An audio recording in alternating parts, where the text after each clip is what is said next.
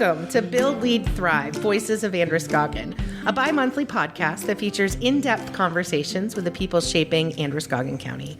Each episode dives into personal stories, showcasing the leaders and entrepreneurs behind the region's economic and community vitality. I'm your host, Shanna Cox. Hello, President and CEO of the LA Metro Chamber. I'm joined by local talent, longtime friend, and our producer, Mark Turcotte. Back to my producer role. I love that. This episode. I know. We did a really great flip the script. We did. Last time, and you did an incredible job. I'm back to my role as hosting. Yes. How's it feel? I kind of liked it when I turned over the reins. You do my part really well. Hopefully I don't fire myself. Here's hoping. Together, we highlight the voices of those building a stronger economy and vibrant community right here in our region, sharing stories of how they build, lead, and thrive. Today, we're talking about what it means to serve, not just in uniform, but in your hometown. From food truck rallies to economic incentives, Ross Cunningham has helped shape Lisbon into a place where people want to live, work, and invest. We're diving into his journey from naval officer to economic and community development director, and how a commitment to connection and opportunity is driving impact. Welcome. Well, thank you so much for having me. Yeah, that's just a touch of what's Just to a come, touch. sir. I'm thinking about 50 plus years, and how do I summarize this? I have no idea. Well, you can tell me how I did. Ready? Right. Here's a little bit more about our guest today. He's currently Economic and Community Development Director for the town of Lisbon. He's a retired naval officer whose career has been defined by service, first to his country, now to his community. After two decades, thank you for your service of military leadership. Yeah, I'm so many servicemen and women in my family, and so I have genuine appreciation for your service. You return home to Lisbon, Maine, and that's where he brings that same dedication and strategic mindset to local economic development. Currently serving as the Economic and Community Development Director, he works at the intersection of public service, business growth, and community vitality, which I've had the pleasure to witness for years. He leverages his extensive statewide business network, built through years of private sector leadership and board service, to create opportunities for both entrepreneurs and residents. Ross projects are as people-focused as they are economically strategic. He created Tasty Tuesdays, a popular weekly food truck rally that activates public space and supports local vendors. It is a tasty way to spend a Tuesday. It's every other Tuesday, but you're right. It's wonderful. He launched LEAP, the Lisbon Empowerment and Achievement Program, and he established the Lisbon Village Attraction Grant to incentivize investment in underutilized spaces. You regularly convene businesses for networking opportunities, both to share information, to learn, and to collaborate. I'm gratefully invited to those events and love every single one of them. You hold an MBA and has worked across multiple industries, including tech, manufacturing, nonprofit leadership. You've served as president and as CEO of the Kennebec Valley Chamber of Commerce. Special spot in my heart for chambers. Yep. Yeah. And organizational leadership roles across the state. Part of that was starting Positive Change Lisbon. That is correct. That was 2012. It's a long time ago, yeah. So whether you're mentoring business owners, coordinating public-private partnerships, or bringing the community together over street food, you lead with purpose, humility, and a commitment to building a Lisbon where everyone can thrive. You call it home. I do. And I think that when we're driven by purpose, we show up to work in a different way. You're absolutely right. I've always seen that from you. And it's really, really amazing to have the opportunity to live and work in the same community and to make a difference. And I loved my time at the Kennebec Valley Chamber up at Augusta. Yeah. But I wasn't from that community. I didn't know everybody there. I learned, and I had a great time, and I really enjoyed that experience. But to live in my town and get up on a Saturday morning and go see how a business is doing, because it's right down the road. Yeah. That's just an amazing opportunity. I have been living and working in the same community for almost 20 years now. Yeah. And I just don't, for a little bit in the middle, I did a lot of work in this area, but then I also worked with clients in other communities. And I loved that experience of working outside the area, but man, was I glad to come home and work on projects right in my own town. Yep. There's something about that is irreplaceable. Yeah. It's just irreplaceable. So before we dive into all of the deeper questions, we like to start with a little getting to know you segment, one where we don't sing.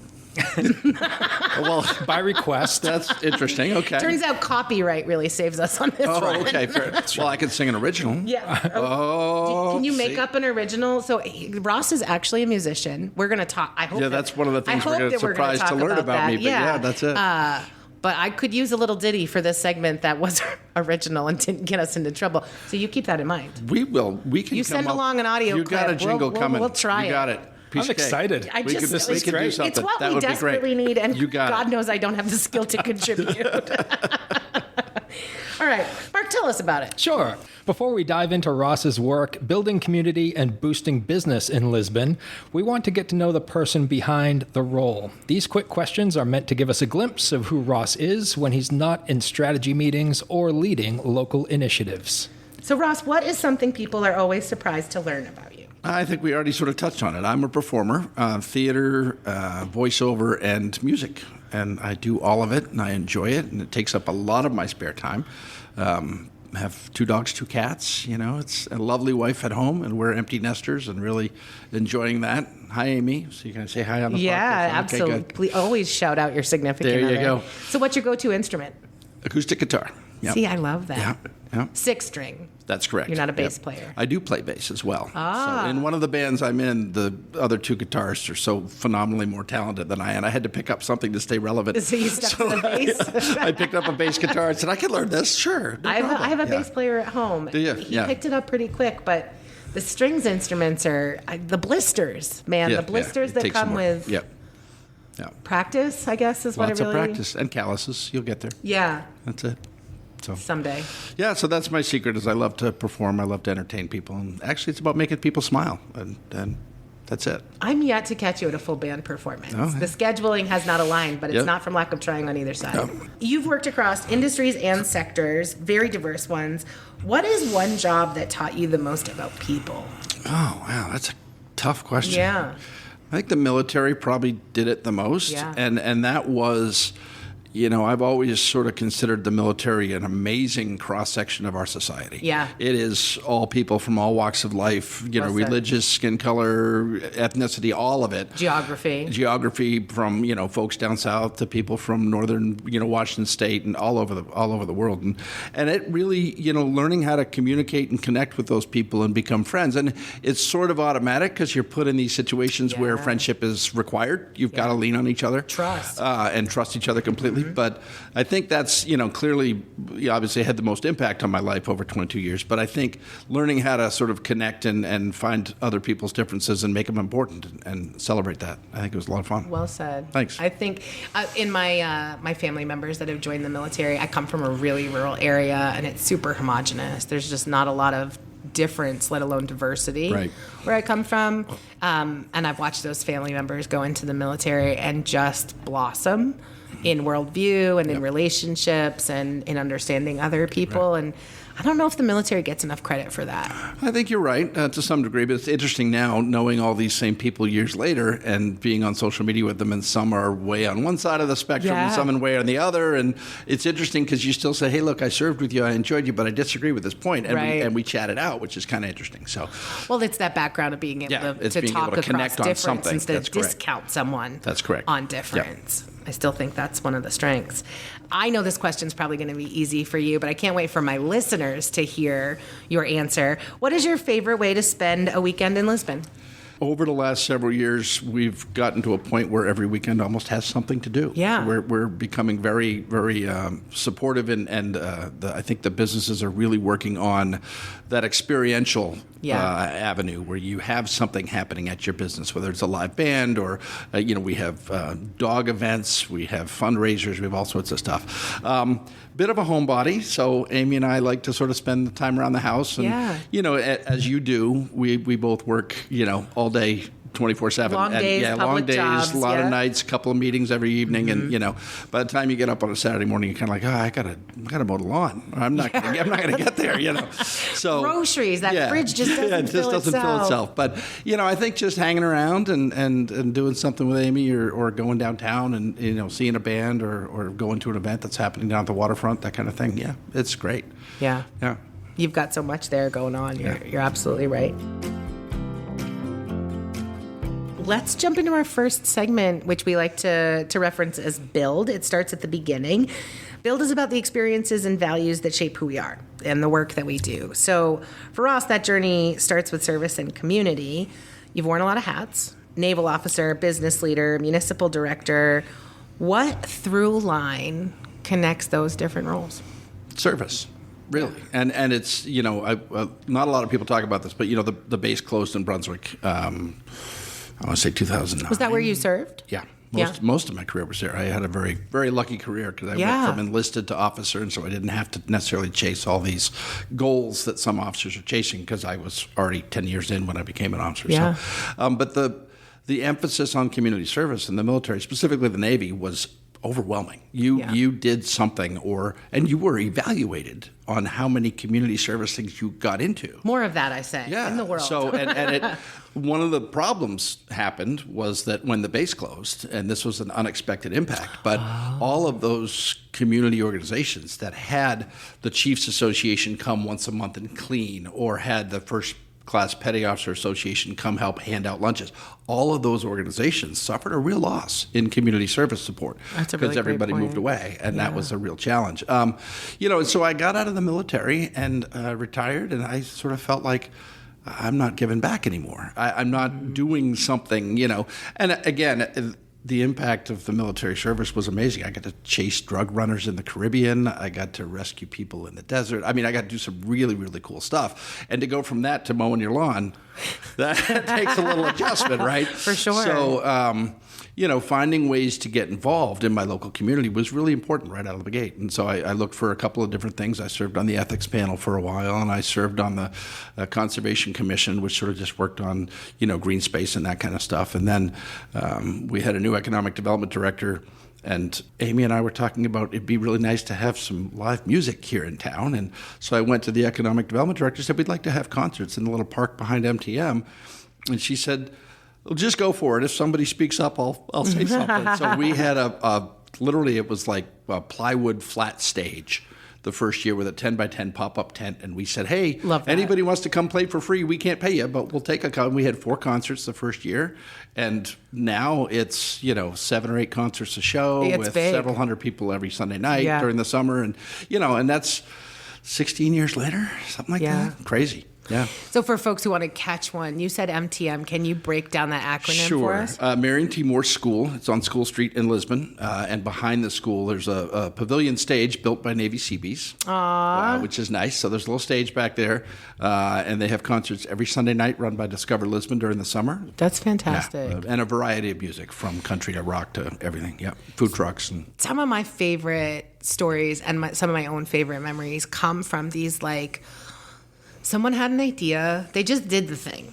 They didn't ask for too much permission. You just do it. Right. You just do it. See what might happen from it. And then you get to reflect 16 years later on what it's become and the impact that it's had. And I think oftentimes we talk about in leadership and in community that it just starts with an idea. Yeah. People are like, oh no, sure, but it really always does. It does. Just start with an idea and somebody courageous enough to give it a whirl. We were standing at Moxie, and I was talking to a local musician, Brian Patricks, who I think was running an open mic downtown at the time, and a local music shop owner who's since moved away, Tom Doobie. But the three of us were like, we need live music here. And so we just made it happen. Matter of fact, the first person on the stage was Brian Patricks. And I still play with him in a band these days. So it's relationships, it's knowing people, it's getting connected, and, it's really, really cool. Well, and it's the essence of community. Yeah, exactly. Right? You're able to find the place, find the person who has the plywood, find the person who has the pop-up, find the person who has the skills to come together and to try the thing. And actually, I think this was even pre-Facebook, so I think we put ads on Craigslist. Oh, I love that. I love that. See? Craigslist is still around, too. People are doing some fun things on it. What were some of the first things you knew you wanted to build when you stepped into your role in Lisbon? So you'd been living there. Yep. You'd already started Positive Change. You'd already started concerts in the park. Yeah. And I knew you then. Yeah. I knew you in your pre-economic development role. And so as you came to that, tasked with all the responsibilities and opportunities of an economic development role, what was on your must-do list? Well, it's interesting because I'd looked at some of the other folks that I knew in the business, and, Yeah. and I sort of said, how are they approaching this, and what are they doing? And I really took a step back, and I said, my title is Economic and Community Development Directors, not just economic. Yeah. A lot of offices split it and have two different people, one doing economic and one doing community development. I had both because it's a staff of one, or was. I actually now have a part-time person. But Yay. Doing that and thinking about both aspects of the position and saying, I want to build community, but I also want to build a business community. Yeah.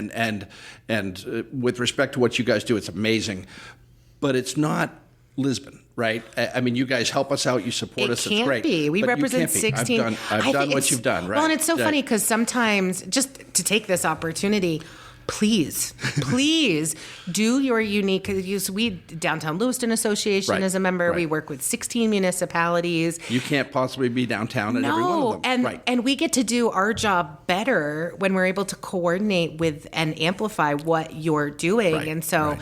I say that because I'm not sure that that's not kind of unique to this chamber. There are a lot of other regional chambers and state chambers who see the creation or advancement of any kind of Downtown microgeography organization. Right. Yeah.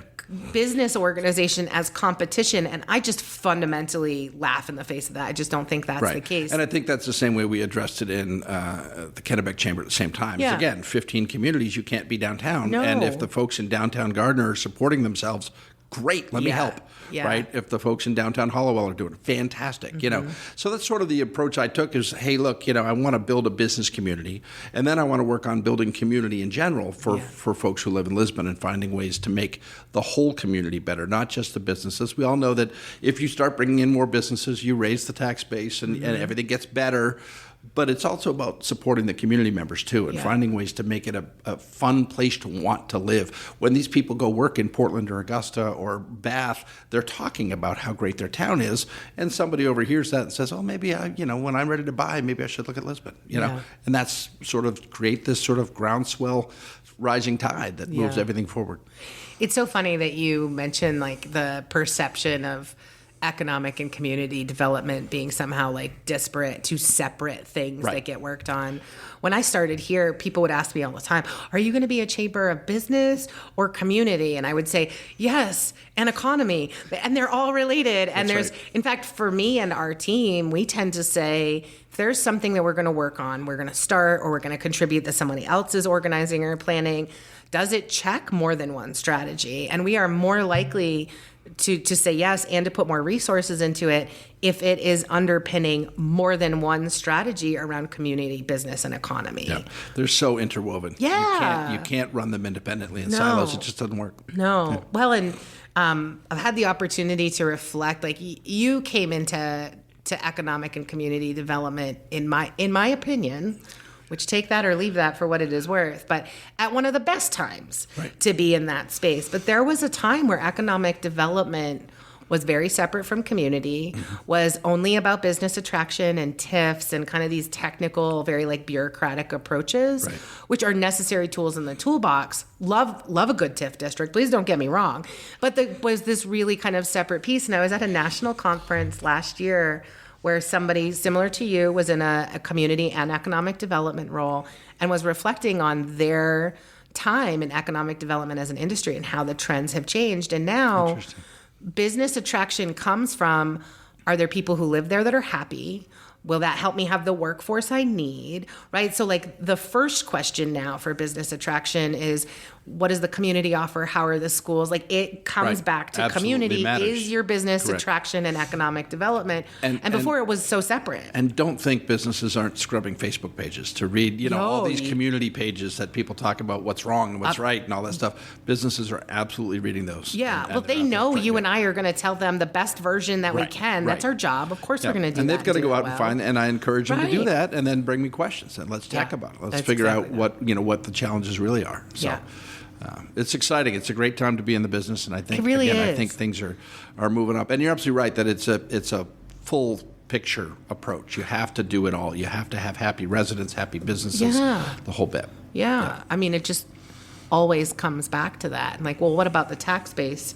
Which I hear that I work with lots of municipalities, and it's an appropriate and valid question and feeds into what services can you offer and how does that contribute to quality of life. But, fundamentally, if your people aren't doing well, they're going to fall behind on their taxes. They're going to move away if they're not happy. And so I love that you already recognize that. And I've seen people in economic development for 20, 30 years, and they come from that kind of previous school of thought. And I've watched it be really challenging for some professionals to adopt and integrate the community and community building aspects. Whereas now, placemaking is one of the strategies they're teaching as it relates. And so you came into and then already had that perspective that I've just seen you flourish in this role and never really kind of struggle with that dichotomy, what I would call false options. It's a both and, right? You've got to deal with it all. Absolutely. Yeah.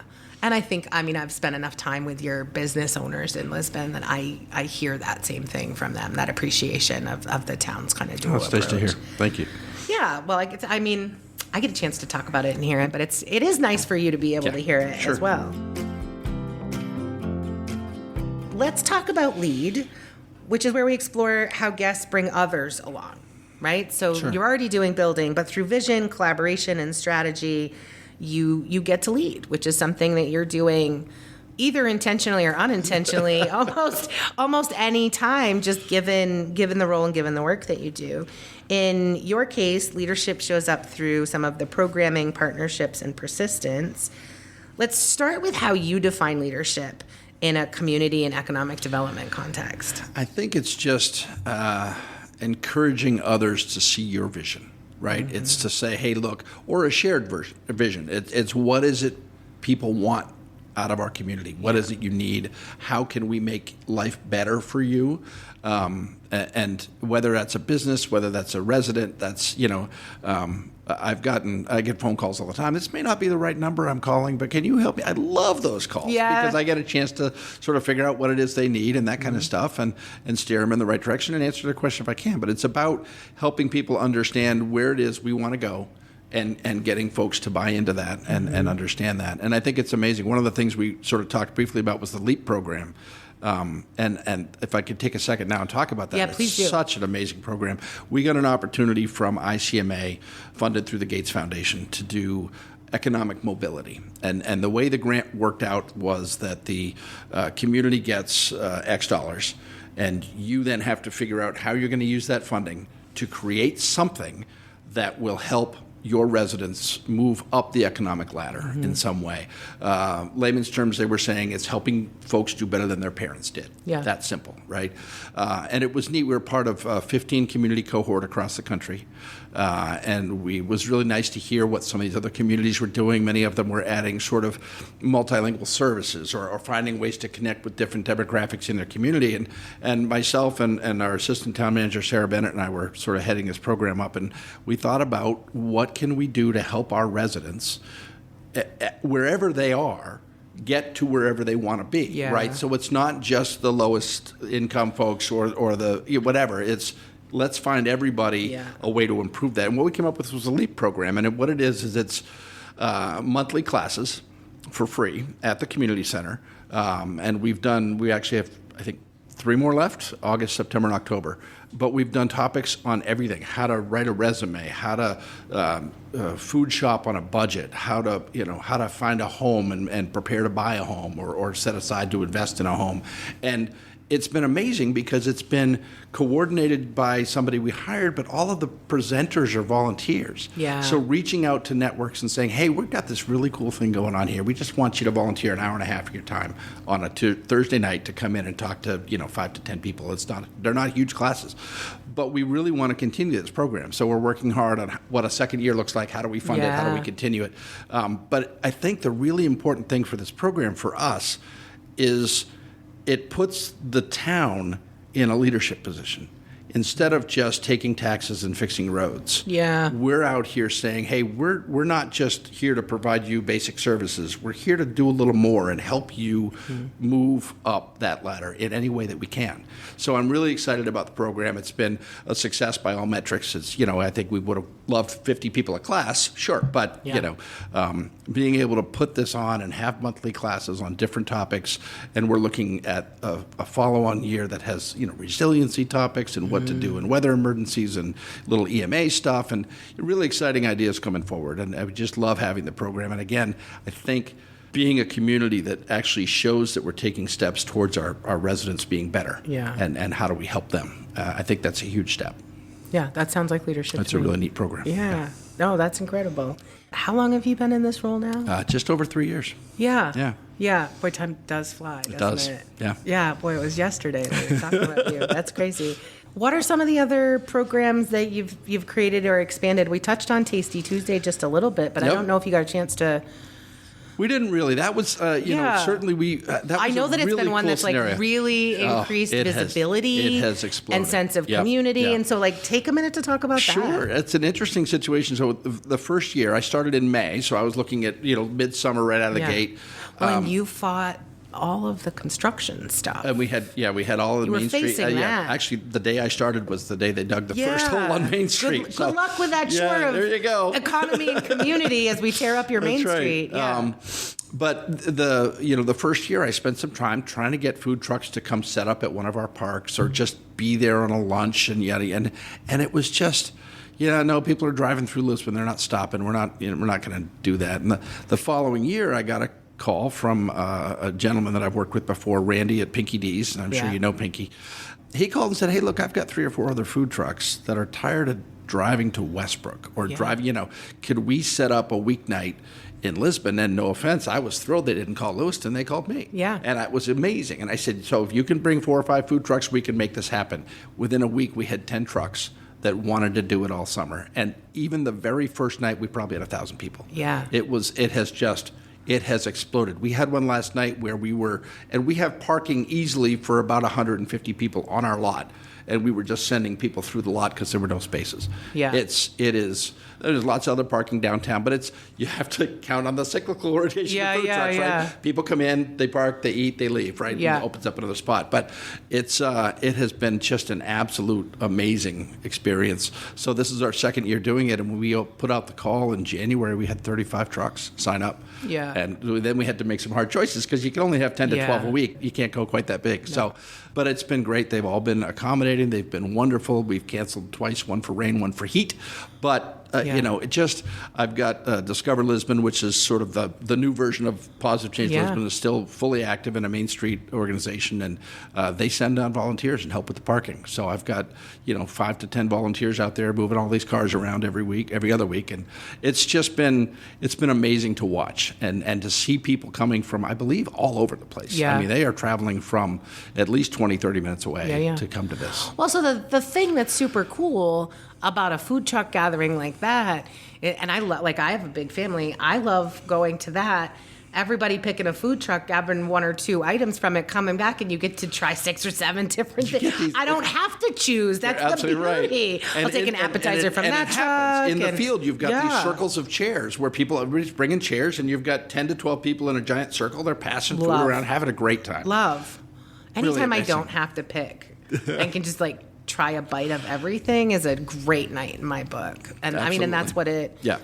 And that's building community and supporting businesses. It sure is. And Pinky D's lives and parks his truck in Lisbon. Yeah, he lives in Lisbon. We've actually got 3 trucks that are from Lisbon that operate in this food truck. It's fantastic. See? Yeah. And we get them coming. I was getting calls from Bangor and York from food trucks who want to come be part of this. So the thing I love about that story is I think it's just a really easy to understand visual of what it means to support business, economy, and community all at once. Right. Parse piece out of that. Right. Have the businesses be supported, but don't build community with people coming and spending time in the park together. Yeah, you can't separate it. It's hard because, sure, a couple of businesses are like, well, wait a minute, I'm open on a Tuesday night. What are you doing? Well, I'm sorry, but think about the 1,000 people that are coming. They're going to see your restaurant, and they may come back next weekend and look for a place to have dinner. And so most of the businesses have sort of jumped in and said, hey, you know what? We're going to advertise advertised that you could come get a free dessert if you bring your food truck. And come have a beer with us because we're not selling alcohol in the so park. that's the thing. So that's the thing. Cocktails and beverages is the great bring your opportunity. food truck, and lots of them are doing it. So it's a neat blend of support and interest. Sometimes we shut down a street on Lisbon Street in Lewiston for an event, and sometimes there's business owners who see that and just are like, oh, you're really making it hard for me, and then realize that you're drawing hundreds of people to a street that they might not have considered before, exposing them, and that's just at the event, let alone the advanced marketing of like who's there and what opportunities. That sometimes you have to show it for people to understand how to leverage it, how to make the most of it for their own best bottom line impact. And not to give away an industry secret, but food trucks, each one of them has several thousand followers. Yeah. So when they share that they're in Lisbon and 10 trucks are sharing it, there are people seeing it. Yeah. And it's getting some great marketing traction. Sure. Well, and that's good for raising awareness about Lisbon and the quality of life events in Lisbon. You see, that's just genius. Just happening. Sir, just happening.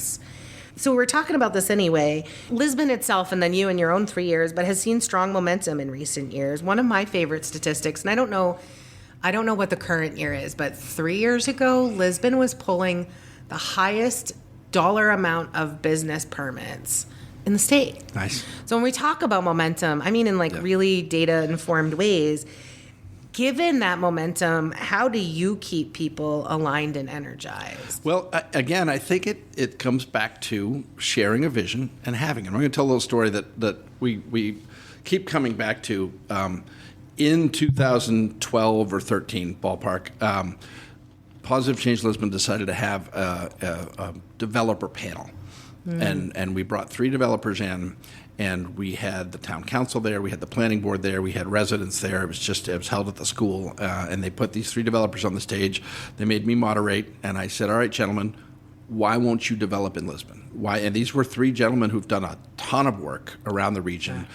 Primarily Topsom was one of the biggest developers, and he's on our stage, and I said, why won't you develop in Lisbon? He looked right at me, he said, because your town's a dump. And the place got really, really quiet. Yeah. And I said, can you expand on that? He said, I'd love to. The truth is, I've never driven through your neighborhoods until about an hour before this meeting. What I've driven was 196 from one end to the other. And when you have broke down cars and your gateways are unattractive and failing buildings and things, and said I did a little more looking, and I found out that you don't have any planning standards. So if I come and I buy a 5-acre piece of property and I put a $20 million building on there, the guy next door can be a junk pile and kill my property value. And there's no rules, right? So from that meeting, everybody got on board, and the planning board sat down real hard to work on rules and guidelines, and we have a 196 master plan, and all of this stuff came in as the design standards for the main corridor. So as you're developing now, you have to sort of meet certain thresholds and have certain things. That individual, about 3 years later, bought the lot and built the Rusty Lantern down in Lisbon. Oh, so that's one of my favorite designed projects. Yep, because all of it is off the road, and you have a beautiful face on the front of the road. It gives you a really small town business feel, and all of the pumps and all of the awnings of the pumps and all of the parking. All of that is behind the building. It's just really maintained. And I will not divulge all of the places where I can think of that has not been followed. Absolutely. And that it visually impacts in negative ways the street design. And so. But to have a developer of that caliber sort of see where we were, watch our changes, and then come back in and say, okay, it's my time. Now I'm going to put some money in here. Yeah. And he's done other projects in Lisbon, too, that have been fantastic. Yeah. So really excited to have those kind of relationships and build that kind of stuff, which leads us into the next challenge for us is the village. So Lisbon was originally sort of 3 sub-communities. So I've often referred to it before I actually started knowing more about Lisbon. Years ago when I moved here, we used to refer to it as Lisbon 1, 2, and 3. Yeah, it was because there were 3 mills. Yeah. And that's the way the town sort of grew. Developed, there was a mill in the Falls, there was a mill in Lisbon Center, and a mill in Lisbon Village.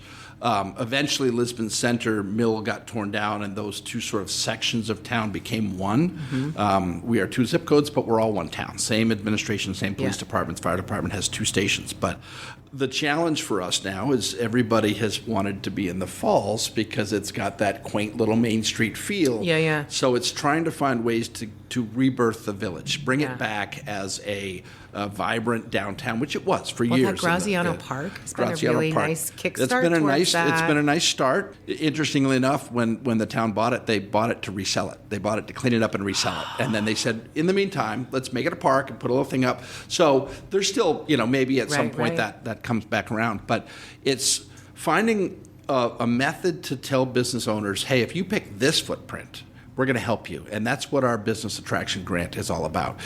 We have a defined footprint around the village. It's for businesses that are expanding or relocating. We won't fund a startup, but we want an established business.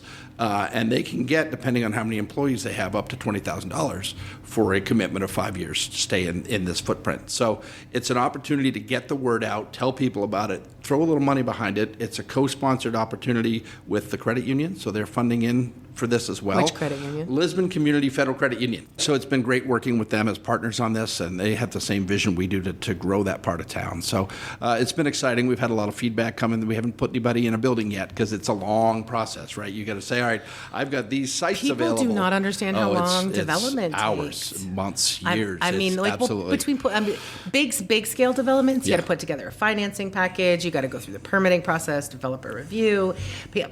I've seen really great projects be real and not turn the key to you being able to shop there or live there for 3 years, and people are like, oh, that project's not moving forward. And it's like so much has to happen before the ground gets broken. I sort of came up with the analogy of being a professional plate spinner. Recently, where everything's a project and you've got to go spin it once a week or just once every couple days, just keep it moving forward. But these things, you're right, they don't happen overnight. No. And so for this particular project, what happens is a business calls me and I say, okay, here's a list of landowners or building owners that might be a good fit.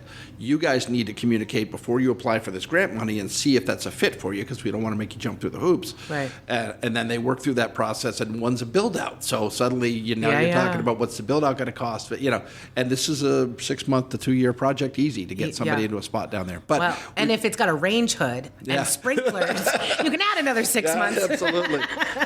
No, but it's been great, and the village has got. We have 5 new duplexes going up down there right now. Which they look great. They look great. They look great. We have a fantastic new diner down there, Two Moms Diner, which opened just about a month ago. I've heard rave reviews about, and the last time I went to go, it was one of their closed days, so they're still on my must checklist. But they're right in that footprint, and we've got we've got Angelo's Pizzeria, we've got Juliet's resale clothing store, which is great. She moved from here. We stole her. Sorry. Not from me. Not from you. It's not from me. You don't have to apologize. Congratulations on your business acquisition. But so we have some growing businesses there. We've got some available properties there, and we've got things that I think are slowly clicking in place. Again, it won't be overnight, but I do expect the village to start a slow comeback very soon. It just doesn't. There's so much that it takes, both from the municipal side and from the business owner's side. Right. And things can be going swimmingly. All parties doing great, all plates spinning, all things falling in place. And it's still an 18-month proposition on the short end. That's right.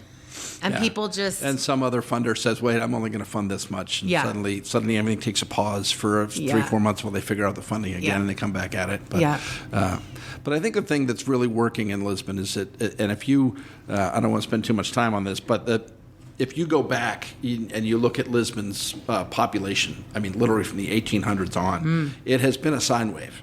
It has... Interesting. Not the population, but the growth. The rate of growth has been a sine wave, to the point where we actually went negative for a little bit in the early 90s, where the base was closing, the mill had burned down, and I think that's where we transitioned, is we're no longer a single employer kind of town. Yeah. So we're not leaning on any one entity that could disappear and leave us with a whole bunch of unemployed folks.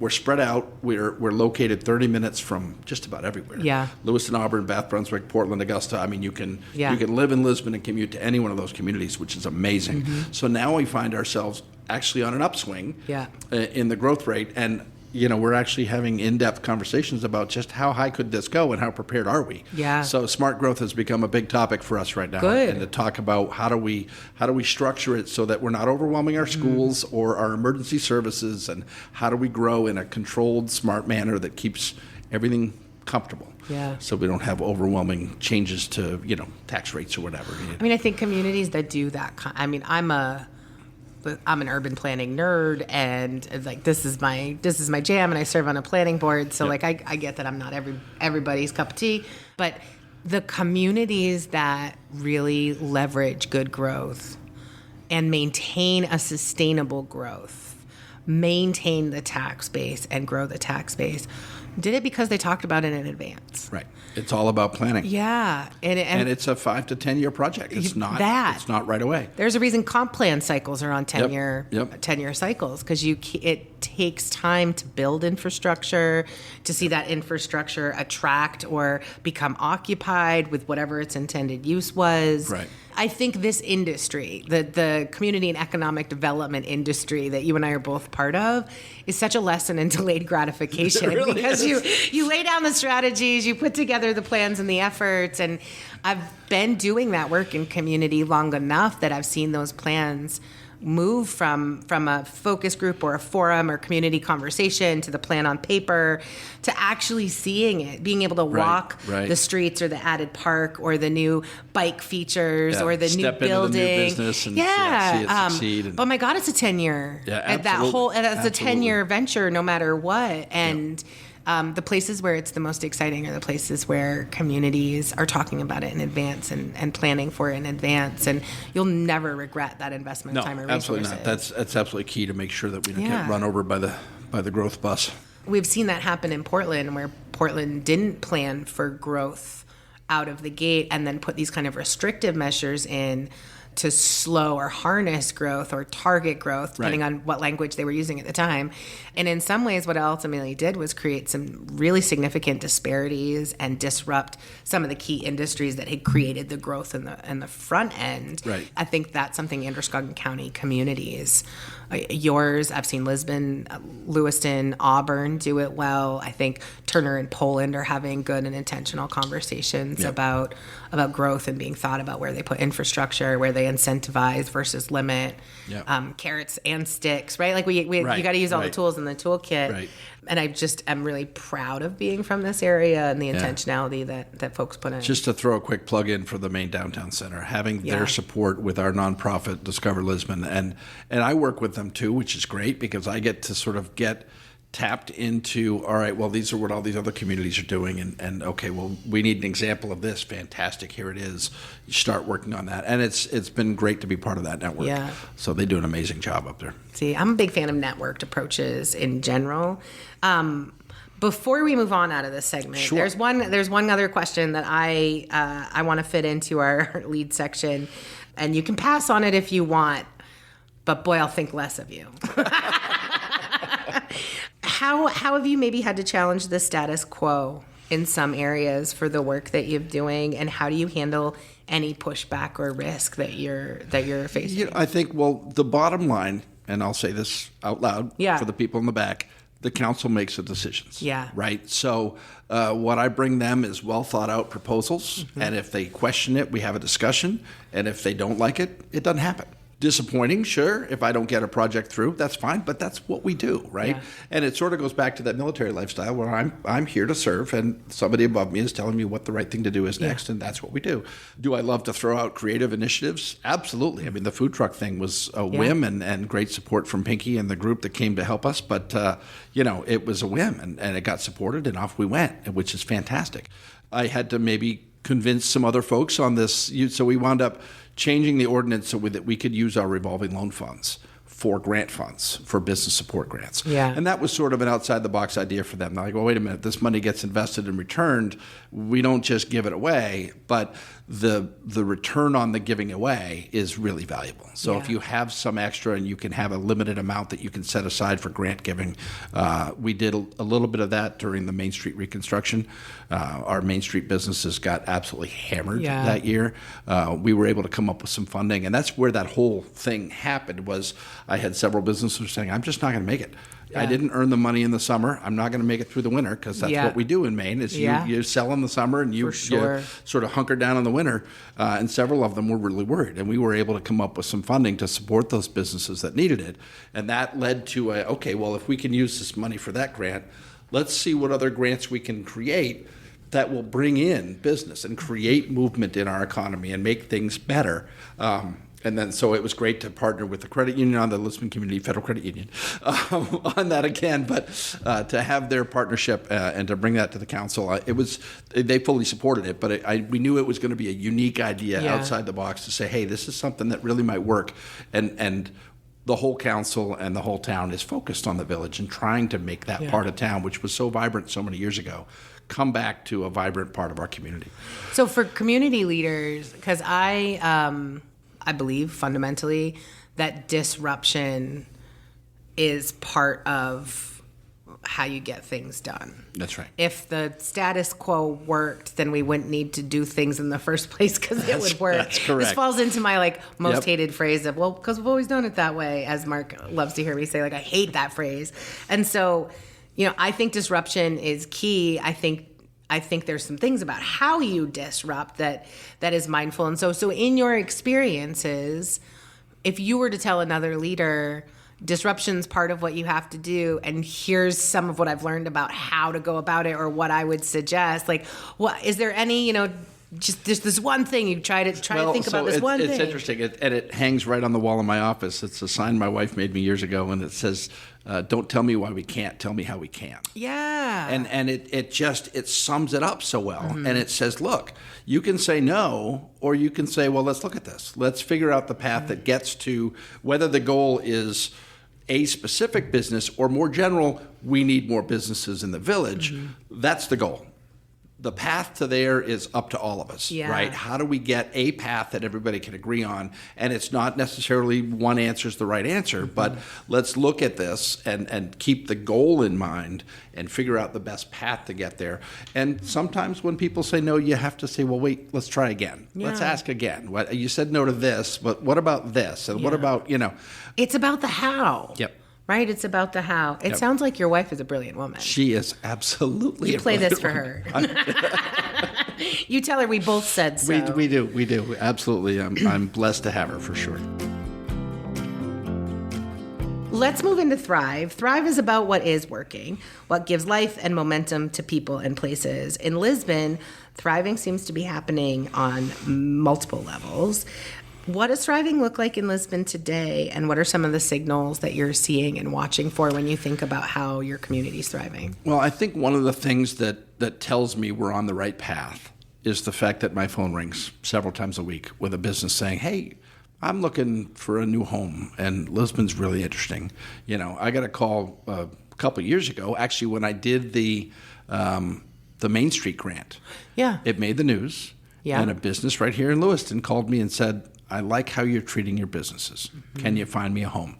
Didn't work out. He moved to somewhere else. But it was that kind of thing. It was people seeing that we're actually concerned about businesses, and we're doing that. Just moved a business in on the Main Street, Mimi's Dragonfly Boutique, that's been in Bath for 8 years. Yeah. They weren't in the right location. They didn't like what was happening, and they'd heard great things about us, and they moved to Lisbon. And now there's somebody else who was next door to her in Bath who now wants to move to Lisbon too. Nothing better than word of mouth. Like, word of mouth is amazing. Yeah. And trying to be able to keep that momentum going. Mm-hmm. And even though we're getting, there have been some concerns about the tax base and all this stuff over budget season. It's always that way, right? Yes. Yes, so always, the phone actually. may have gotten a little quieter over the last couple of weeks, but we'll get back there. And really it's about, when people are outside of Lisbon, they're saying good things about Lisbon now. Yeah. Years ago it was, oh, you're from Lisbon? I'm sorry.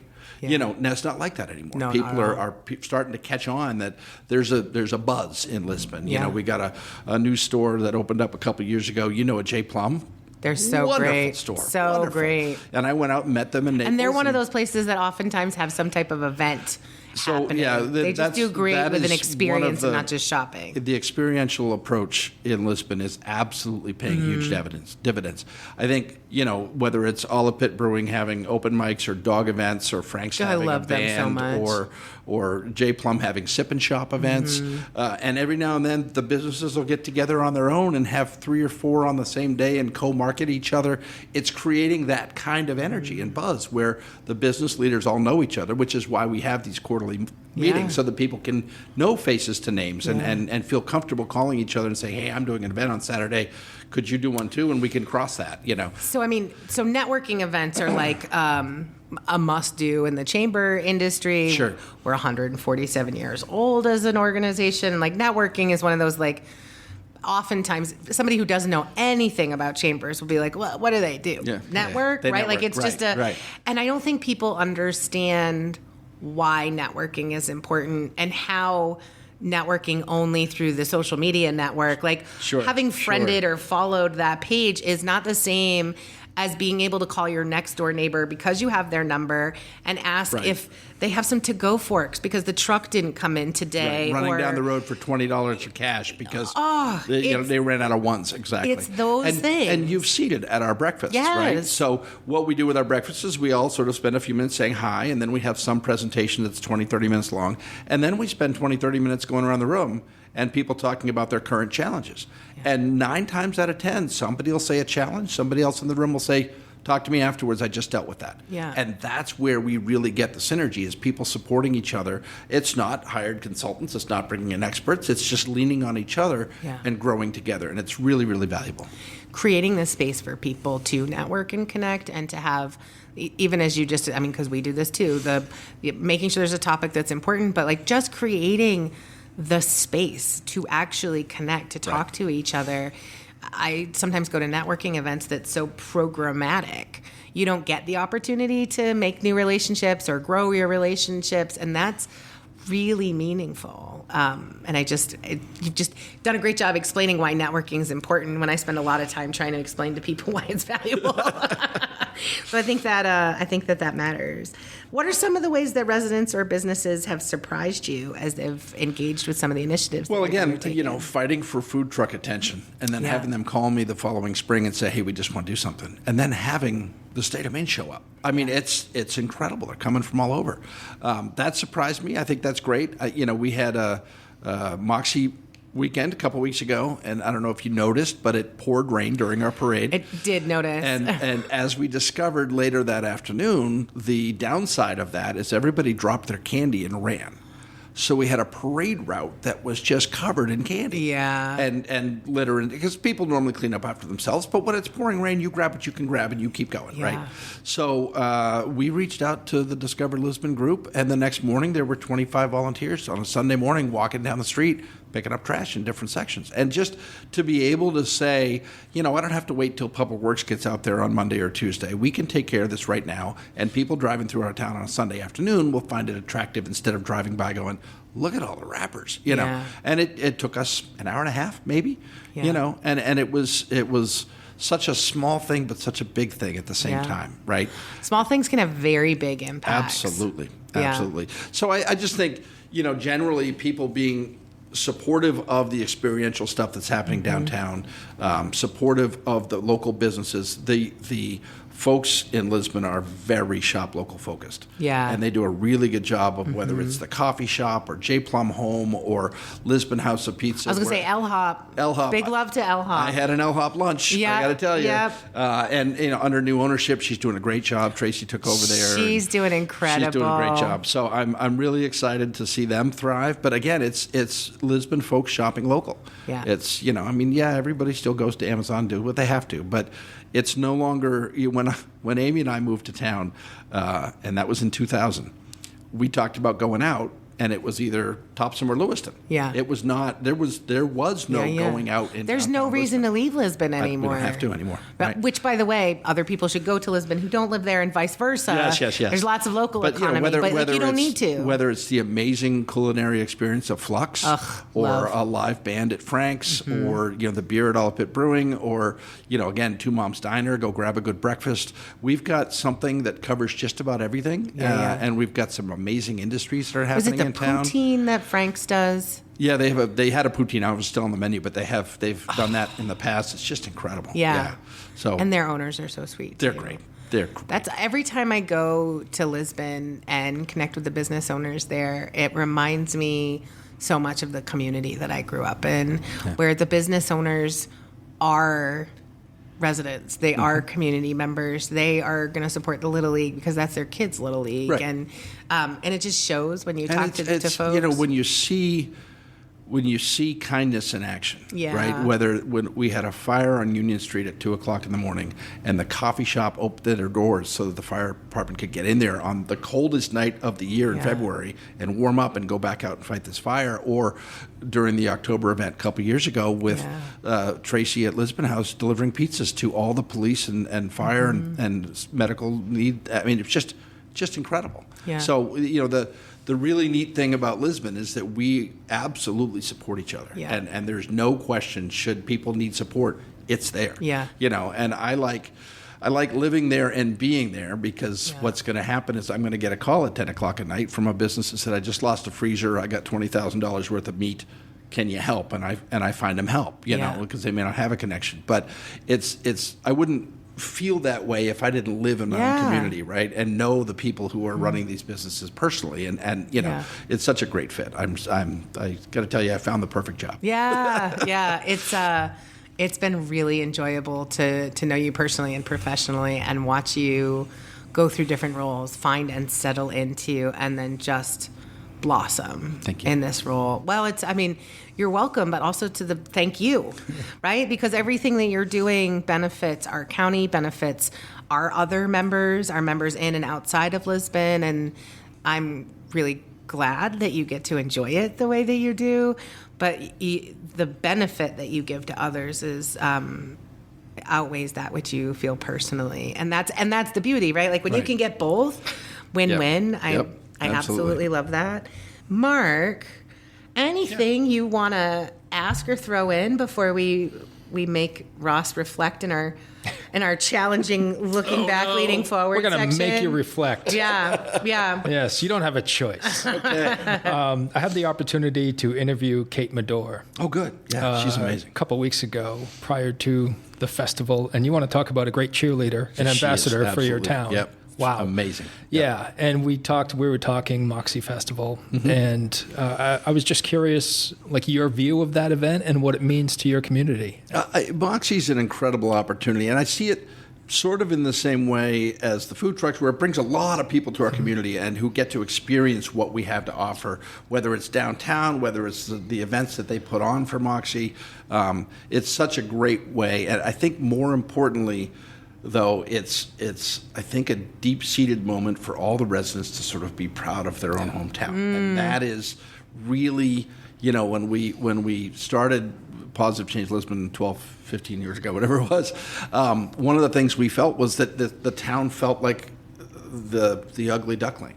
Right? People walked around and said, "Oh, I'm from Lisbon," and we mentioned this earlier, right?